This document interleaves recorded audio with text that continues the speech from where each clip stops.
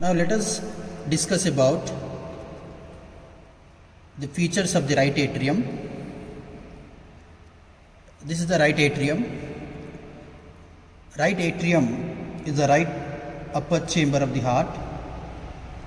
It receives venous blood from whole of the body and pumps into the right ventricle through right atrioventricular opening. So all of you see this opening. This is right atrioventricular opening, also known as the tricuspid valve. So right atrium, it receives blood, venous blood from the whole body, and it pumps into the right ventricle via the right atrioventricular orifice or the tricuspid valve.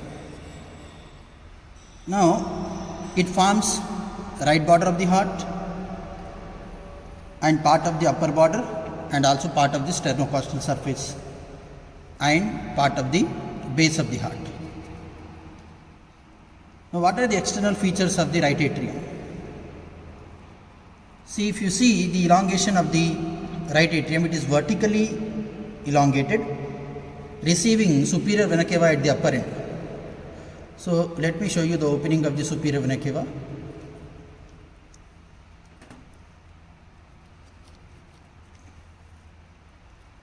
So this is actually the opening of the superior vena cava. This is the opening of superior vena cava. So it receives opening of the superior vena cava at the upper end and inferior vena cava at the lower end, and this opening is the inferior vena caval opening. So it receives the opening of the inferior vena cava at its lower end, and at its upper end it receives the opening of the superior vena cava. Now the upper end, it is prolonged to form the right auricle. So we can see here auricle is ear-like projection. It covers the root of the ascending aorta and partly the right ventricle also. So this is right auricle. Okay.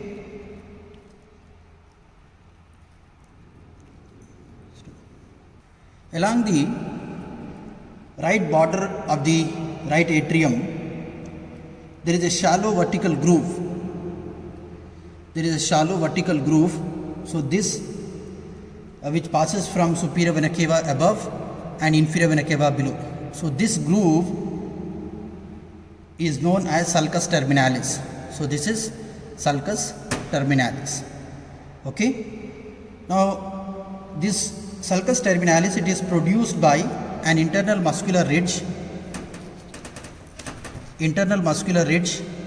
which is known as crista terminalis. This is the internal muscular ridge which is known as crista terminalis. Now the upper end of the sulcus contains sinoatrial node which acts as a pacemaker of the heart.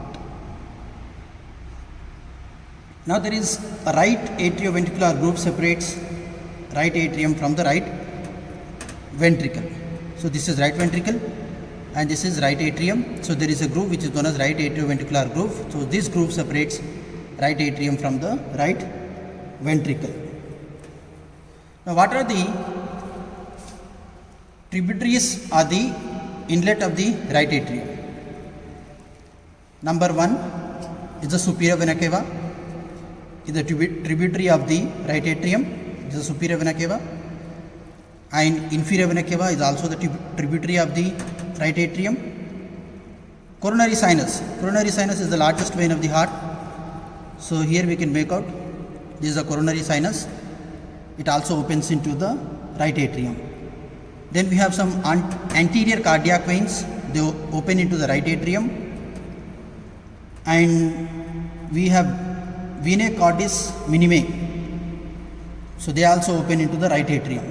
Sometimes the right marginal vein also open into the right atrium. So these are the tributaries: superior vena cava, inferior vena cava, coronary sinus, anterior cardiac veins, venae cordis minime, and sometimes right marginal vein.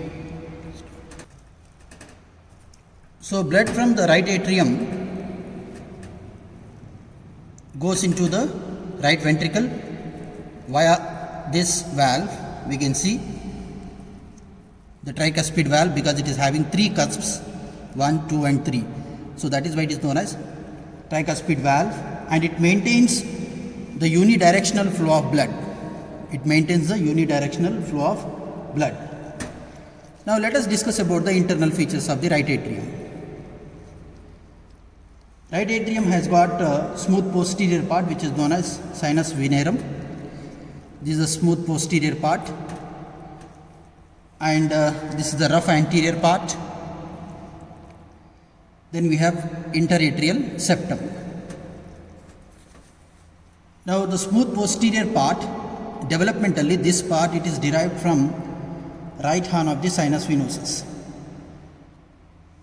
So what are the tributaries into the smooth posterior part?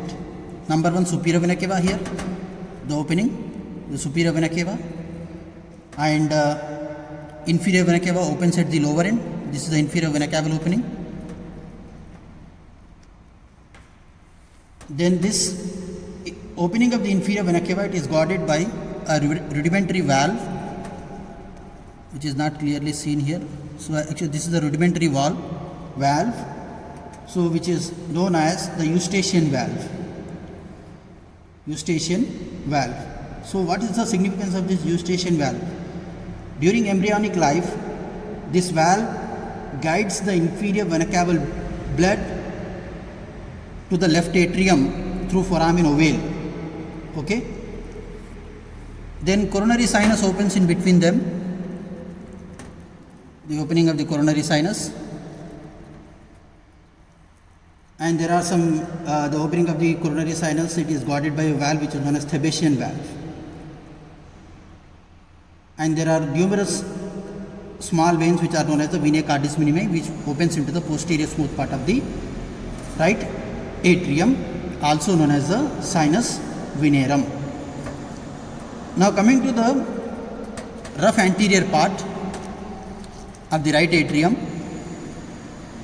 it is developmentally derived from the primitive atrial chamber. Now it presents series of transverse ridges. You can see here these transverse muscular ridges, they are known as musculi pectinati, or the pectinate muscles we say. Okay, these pectinate muscles, they arise from the crista terminalis. The crista terminalis.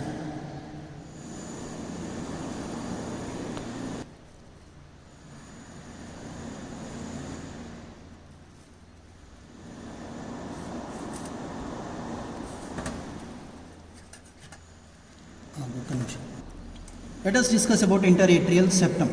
Now this interatrial septum, it is developmentally derived from the septum primum and septum secundum. Okay, it presents a fossa which is known as fossa ovalis. Fossa ovalis, it represents embryonic septum primum. Then this fossa ovalis,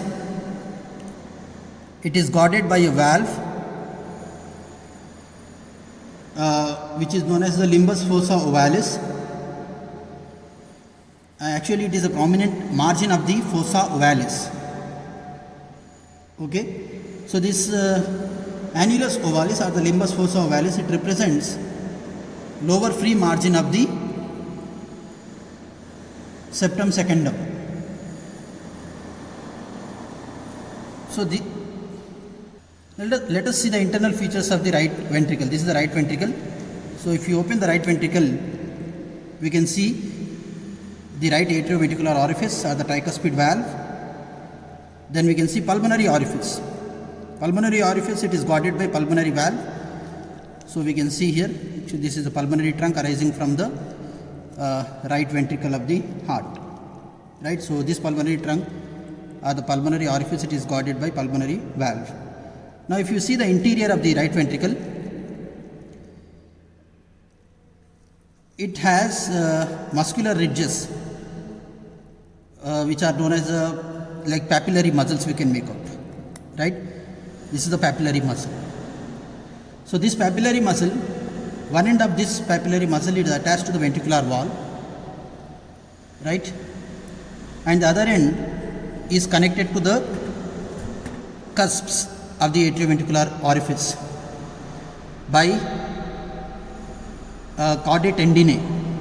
Okay, so one end of the papillary muscle, it is attached to the ventricular wall, the other end is connected to the cusps of the atrioventricular orifice or the tricuspid valve by means of this chordae tendineae. Okay, chordae tendineae. So that is about the right ventricle. Now let us see the left ventricle. Arising from the left ventricle we have the aorta, right? So we can make out here, this is the aorta. So aorta arises from the aortic orifice of the left ventricle. Okay, so aorta is being divided into ascending aorta, arch of aorta and descending thoracic aorta. Okay, ascending, arch and descending thoracic aorta. Now ascending aorta, it gives off two branches, the right and left coronary arteries, which supply the various chambers of the heart. Okay, so those are the branches from the ascending aorta. Now the arch of aorta gives off three branches, the brachiocephalic trunk, left common carotid and left subclavian artery. Okay, this is the brachiocephalic trunk. Again it divides into right common carotid and right subclavian. So this is left subclavian artery and this is left common carotid and this is left subclavian artery. So these are the three branches from the arch of aorta. Then arch of aorta continues down as a descending thoracic aorta. Okay, so what we can make, this is the anatomical position of the heart, right? We can see various surfaces of the heart, the apex, base. So this base, it receives the opening of the four pulmonary veins, right? They open into the left atrium of the heart. There is a projection from the right atrium which is known as right auricle and a projection from the left atrium which is known as left auricle. Okay, so you should remember the internal features of the right atrium and what are the external features of the right atrium and what are the various surfaces, borders of the heart and what are the branches from the ascending aorta and arch of aorta. Okay, thank you very much.